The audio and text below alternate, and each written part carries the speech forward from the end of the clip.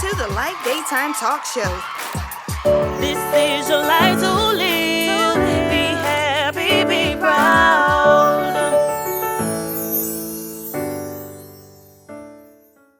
Good morning, everyone. Good morning. Can we give God some praise this morning? Come on, can we give God some praise this morning? Isn't He an awesome Savior, awesome ruler, awesome Redeemer? Come on, let's celebrate Him on today. Hallelujah. So we are here at the Double for Your Shame Men and Women's Conference. Can we give the visionary a round of applause? Come on, can we acknowledge the visionaries of this great event? I'm Tanesha Craig. I am a health and wellness strategist in Baton Rouge, Louisiana, and also an educator. Hi, I'm Reacee I'm a licensed esthetician and social media influencer. Hi, I'm Brittany Hudson. I'm a teacher, I'm a model, I'm a pageant queen, and reality TV personality. And so, you guys, we are here with the Life Daytime Talk Show. We just want to give a quick shout out to our co-host Lisa, who is not able to be here with us today. And Lisa, we know you're going to watch this, so we love you. We wish you were here. And so we are going to get into the show today. We actually have some amazing news. Y'all want to hear it? Yeah. All right. Yes, for those who have stayed tuned to the Life Daytime, we are coming back. And like Reacee said, we are here in support of this amazing event. And so we just want to share some things on today with you. And so I love the theme of the Double for Your Shame. And so I just want to remind you all, we're going to remind you of some things today that God says you are loved, you are forgiven, you are redeemed. And so today is the day of that vindication. And so before we get into this powerful panel, we would like to thank Pastor Sharon, give her a hand,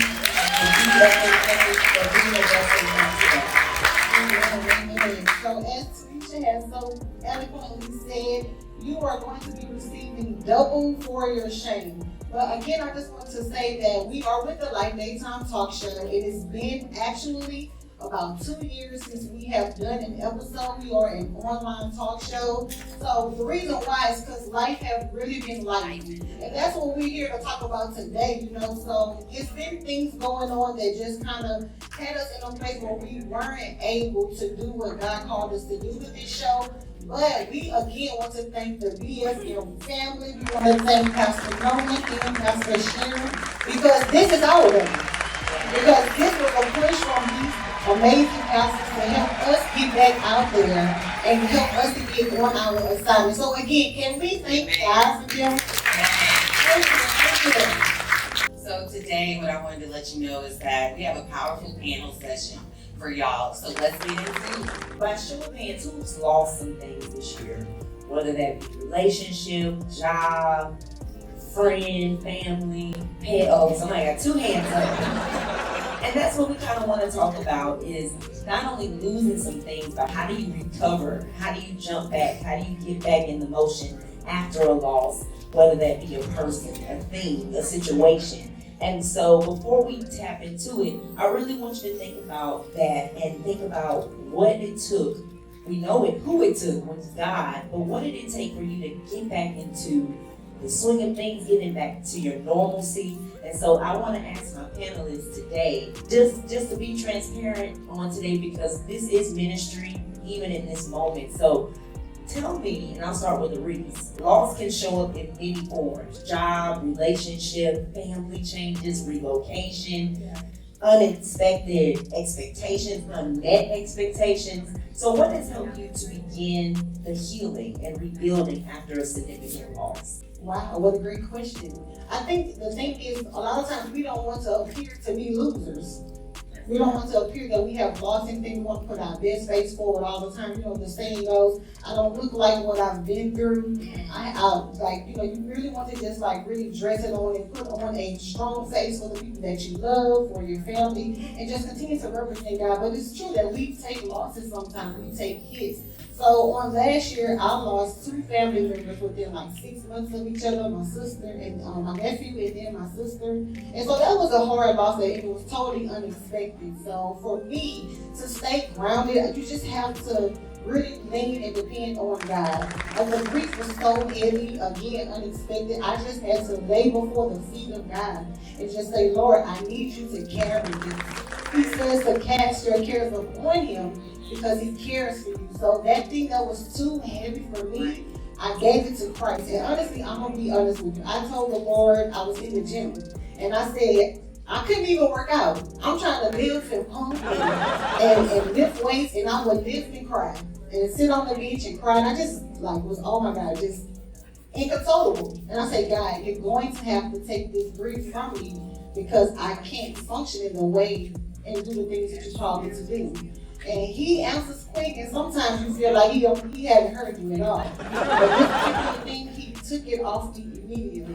And then, of course, I still miss them. Of course, I still love them. And I know that they are in a better place.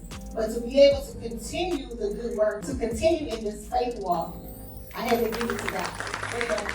You expound on the loss, whether that be family, job, an opportunity you didn't get. Yeah. Can you kind of talk about that? That's a great open-ended question, Tanesha. So for me personally, one of the things that I've gone through is loss of a job unexpectedly. So I had been with this job for 3.5 years, stopped doing social media, stopped modeling, stopped having all my hobbies I put to the side for this teaching job. And I just knew that I was just gonna excel in this career because I gave them my all. And it was my dad's best friend that was over the job. So I just knew I had this job forever. I know some of y'all might know what that feels like, where somebody hooked you up with a job and you just knew you had it. I think locked in, and then that opportunity was taken away from me abruptly. And when it was taken away, it felt like my heart fell into my stomach. And I just didn't know what, somebody in the audience knows what I'm talking about. And at that moment, I knew that this opportunity was taken away from me for a reason. That God is the main character in my life and not me. And so by him being my main character, I know that I need to take a back seat and just wait and see what he has for me. And that's what a lot of people don't always do. They don't put God as the main character. They want to be the main character in a world of social media stars. And nothing's wrong with that. I'm trying to be up there too. But I want to do it with God leading my path. So I love how you said the main character, but is he also your director? Is God leading you? Is he the playwright for those who are artists in the room? So not only is he my main character, but is he writing the script? We know he is because he's the author and the finisher. So is he your script writer? So a lot of times we want to put some stuff in, we want to add a scene that doesn't belong. But that's good that you said that. And a lot of times we lose sight of who's the main character. Now we got the main character, ladies. We feel good. We're looking in the mirror. Y'all look so beautiful today. Give yourself a hand, ladies. And I do give off the main character energy. But he is the main character, and I love that you said that. I want to go with this second question because this is good. So you kind of mentioned it, Reese, how you cope with the gym, and that was your coping mechanism. But what's another way that you find on the strength in that moment to move forward? And especially honoring your grief, honoring family, disappointment. Where do you find the strength? I like to say it like this. When Joshua was angry over the loss of Moses, God understands that we will deal with grief. He understands that we will take loss. Jesus felt loss as well with Lazarus, but God told Joshua, Moses, my servant, is dead. Arise and get over the Jordan. There's still some work to be done. And so when you know that you have a call in your life, you know that you have to continue, again, to push through that journey of faith. So for me, being an individual who loves social media, who loves creativity, who loves to use, God is the ultimate creator. So I just feel so one with him with that. So for me, it was creation. It's editing. It's making content. And it's also using that talent to help spread the word of God and to help uplift others, particularly when I love ladies, to help uplift other women and just making them feel good and making them feel more grounded in things of God so they can go and do what he calls them to do. Now, I know this might be a little cliche, but you two have been a vital part in my life as I've redirected my life to the Lord. Because without him, I could not be where I'm at today. Without y'all, I couldn't be on my fitness journey. I couldn't be on my skin and my social media journey. Y'all have helped push me through. So I feel like when you have friends in your life and God is speaking through those friends, you know that you're on the right path. And I'll say this and end it with this. I don't know about you, but I want people in my circle that want to see me live. I want people in my life that want to see me live, because everybody doesn't want to see you live. They don't want to see you live better. They don't want to see you live greater. So I want people in my life that's not only going to sharpen, we talk about that all the time, but I'm going to be straight up. I want a sister in my life that wants to see me live. So me being a health person, when I talk about food and health and all that, I'm not here for that today, but when I talk about clients and health, I said, who's in your life that wants to see you live? That's a real question. So if you have a person that knows your medical history, knows what you're trying to get toward, and they're not helping you, they don't want to see you live. And so I try to compare that to every aspect of life, my prayer life, my worship life, like she said, my relationship with God. Are there people in your life that want to see you live and do better? So even those who are in the room today, stay connected to these individuals. Even if you just met them today, you in this room says that you have a like mind on Christ. You're here, you're on purpose, you're on assignment. So like she said, strength does come in numbers. Whether that be somebody physically or social media across the world. That's the great thing of technology. You can connect with a sister or brother online that lives way across the world that has the like mind of Christ. So you don't have to do it alone. And even when you feel alone, it's okay to step outside of your comfort zone and speak to somebody that you might not know, or say hello to a sister that you might not speak to before. And I think that's what we need to really break through. Is a lot of times we, like she said, we don't look like what we've been through, but guess what? There's some things behind the foundation. There's some things behind the powder and the blush and the gentleman. There's some things behind this blazer, this tie that you wouldn't even know. So you have to begin to understand that that woman beside you is probably just like you. Literally. That woman beside you has probably experienced loss, miscarriage, a job, a relationship. She probably divorced twice too. Whatever it may be. But we have to understand that God loves us all. We have to be unashamed, and I love this because a lot of times shame can keep us bound. Shame can be an opportunity to save somebody's life. And so I love how you said that, connecting with other women, other men that want to see you live. It may be some in the room who feel like they don't have a tribe. You may be the people that people got. And I just want to say that the Lord really provide. And so for me, I'm the type of person that I have people, but people rarely have me. So I'm grateful for people like JT. I'm grateful for people like Tanesha. Tanesha, I met her.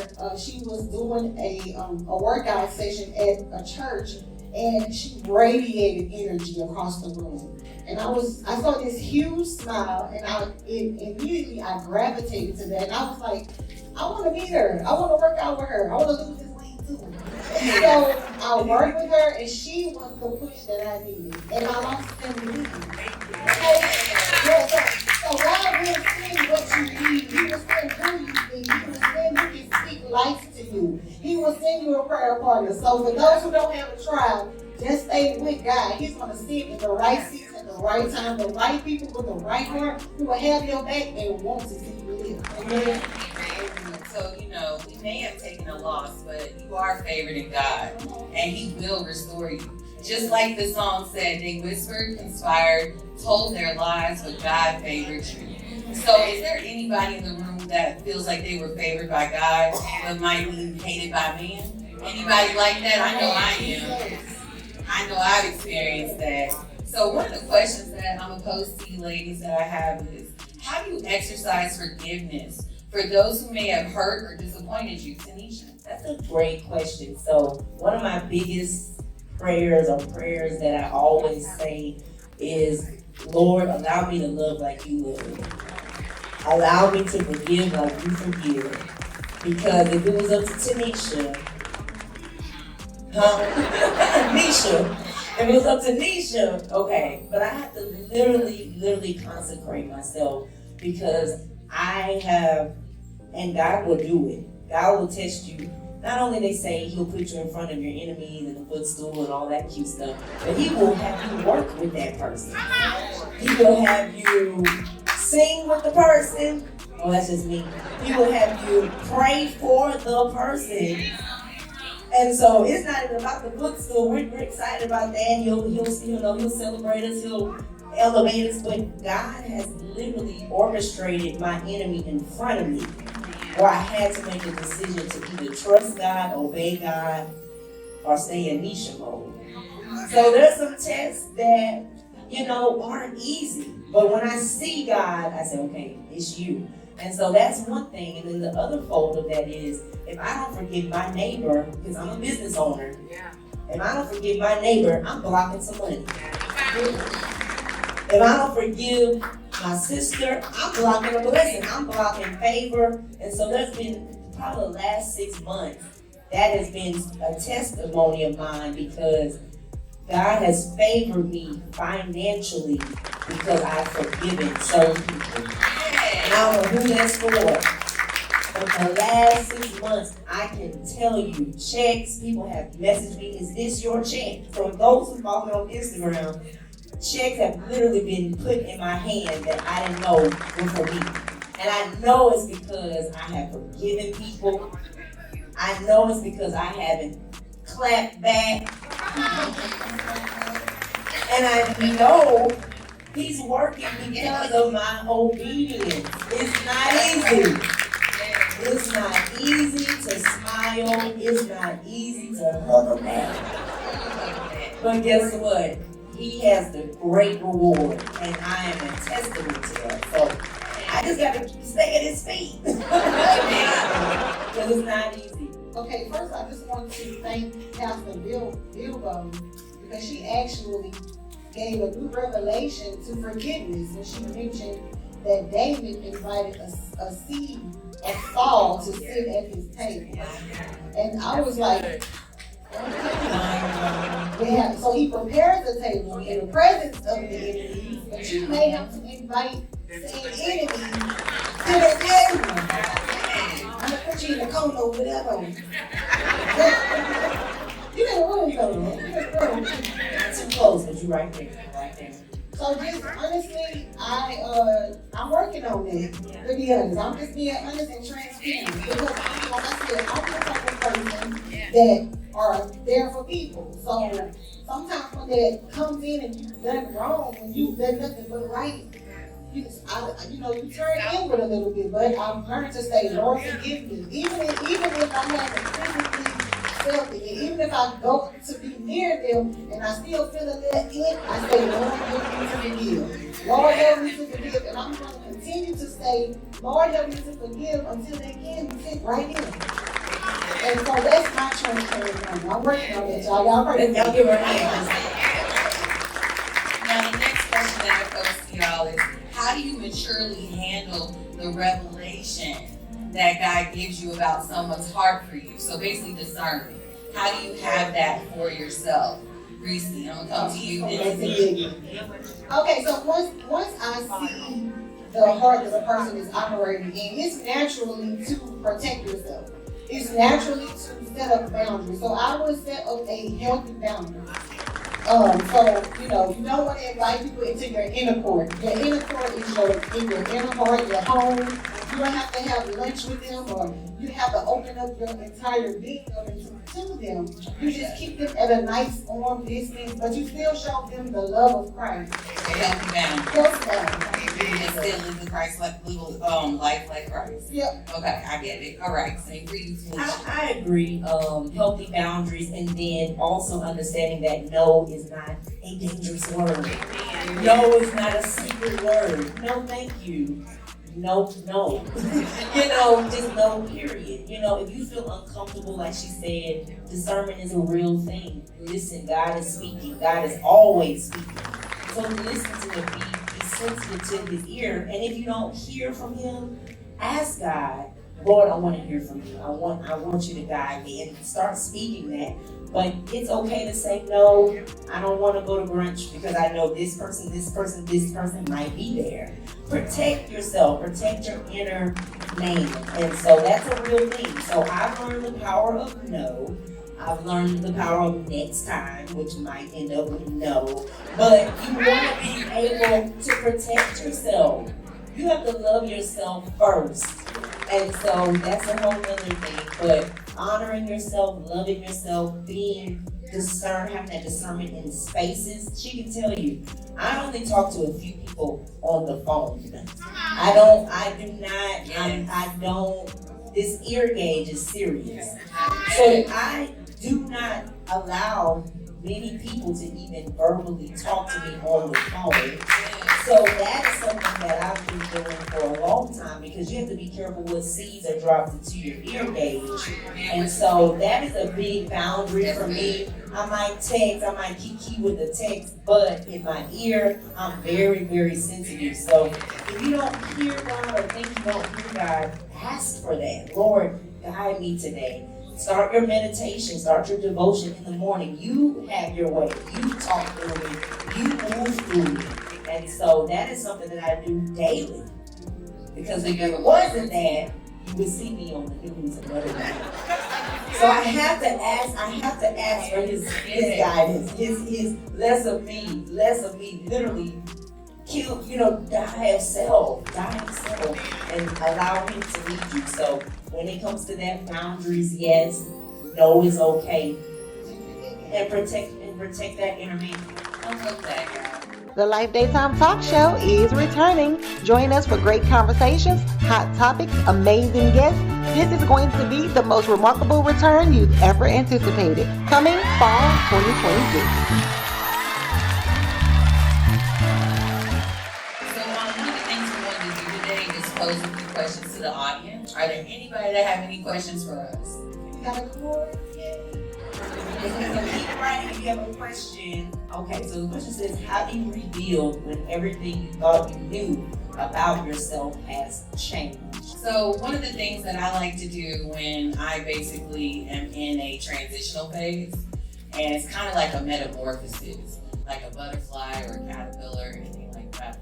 I like to take time for myself and meditate, along with journaling, doing affirmations, and reflecting and looking back on the person I used to be. Because a lot of times when you're transitioning and that part of you has passed away or gone, that's because the Lord has implemented himself into your life, and he's showing you and guiding you down the path that you're actually supposed to go on. Because he's the one that has your playbook. He's the one that ultimately knows what the final ending is.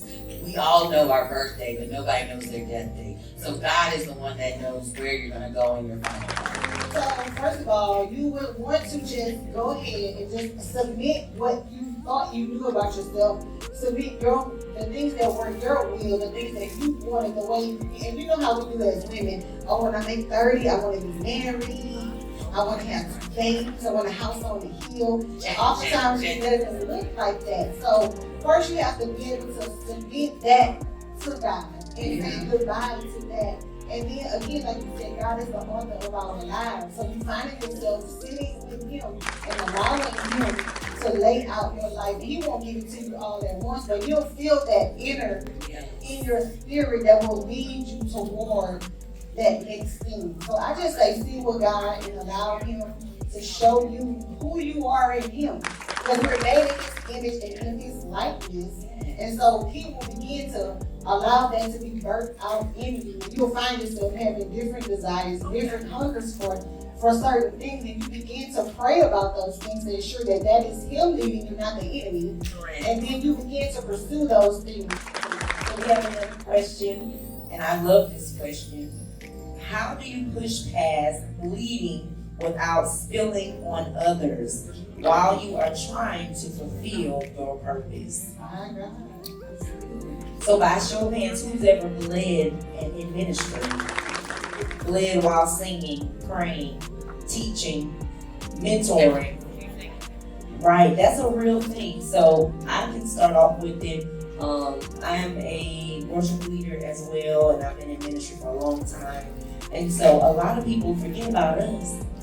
They don't think we go through hurt, shame, guilt, betrayal. So a lot of times we can get forgotten about or feel like we're forgotten about. So how do you keep going when you are bleeding, when you are hurting, when you have lost a job, when you've been through some things?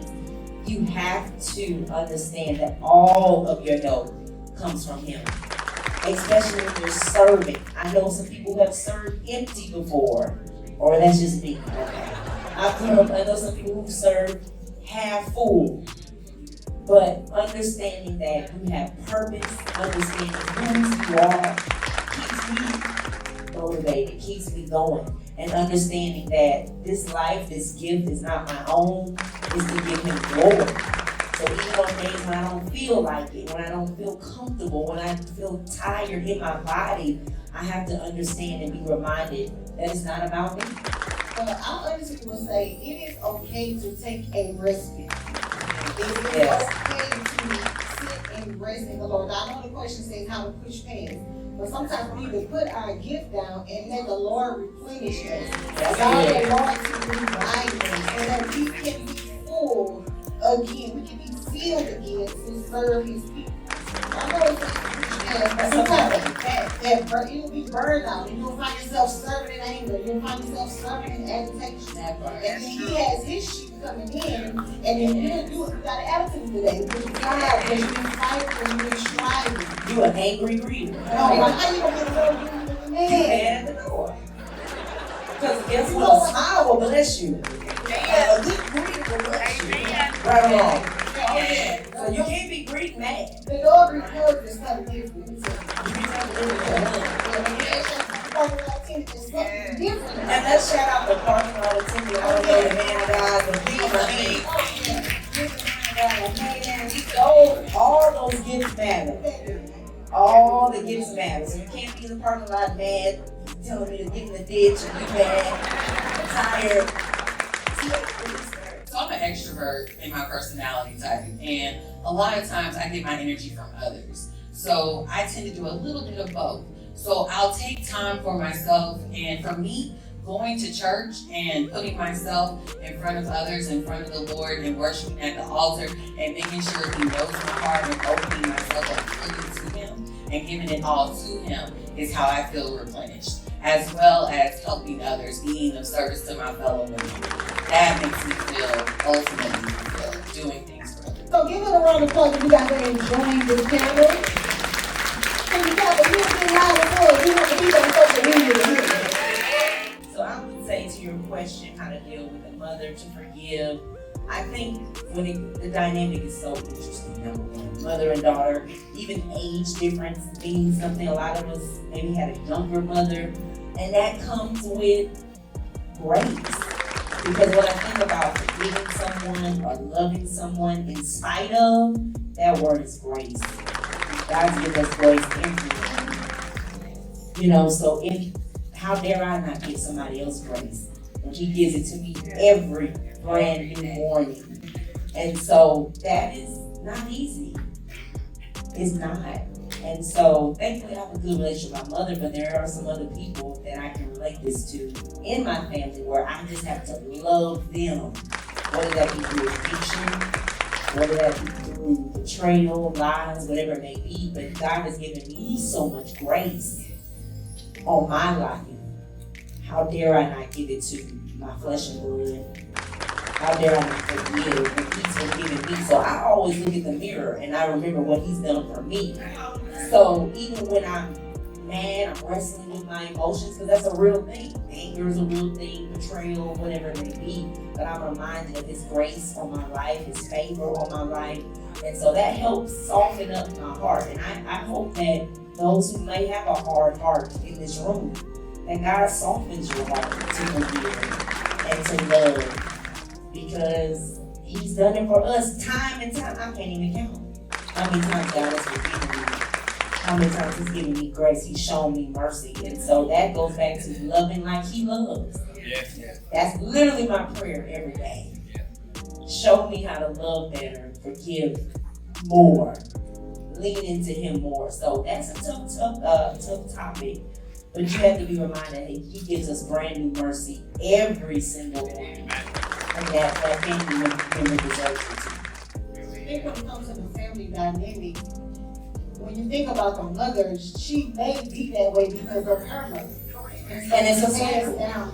And we have to make that determination that you're going to be the generational curse breaker to do something different. You know, so show love when they're showing hate, when they're showing spitefulness.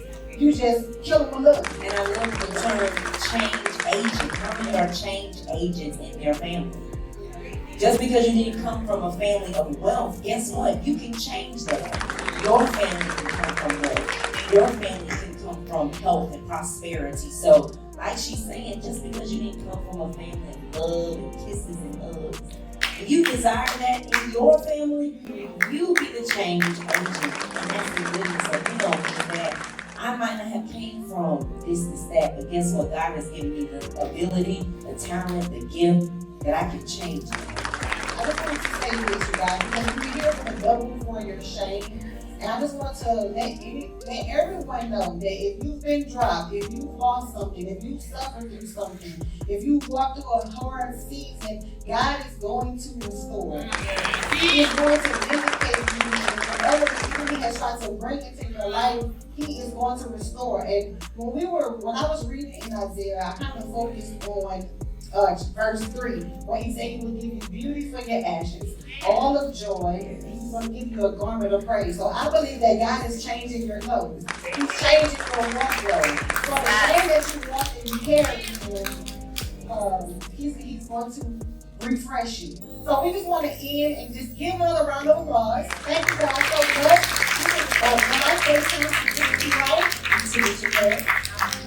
Thank you guys.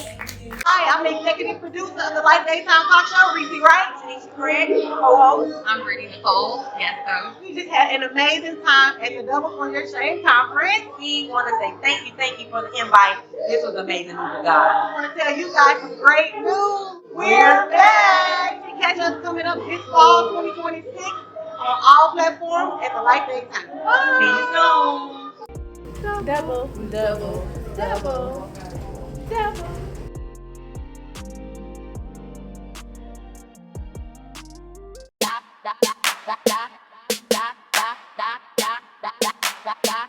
Welcome to the life, turn darkness to light, shining hope so bright, hotter than city lights, with Tanesha and Lisa, serving tea like baristas, latest news and hot topics, special guests with some teasers, hottest show in the city, trust me you gon' rock with it, and we rockin' no stopping, can't stop us, still sitting pretty, turn us up, the life, yeah you know what's up, you can watch us on YouTube Fridays just for you. We the hottest show in the city, the hottest show in the city, rock with it,